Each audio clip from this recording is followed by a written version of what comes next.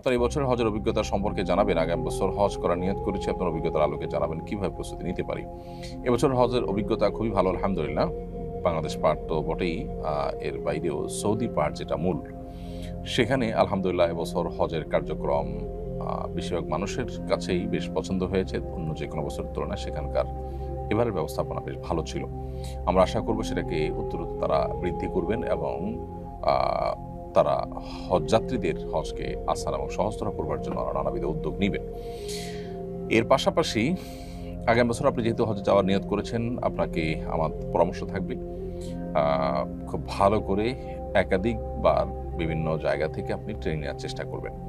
যত বেশি প্রশিক্ষণ গ্রহণ করবেন তত বেশি হজ আপনার জন্য সহজতর হবে, তত বেশি হজের ইবাদত আপনি করে আল্লাহর কাছে বেশি সবের ভাগিদার হতে পারবেন, হজকে অর্থবহ করতে পারবেন।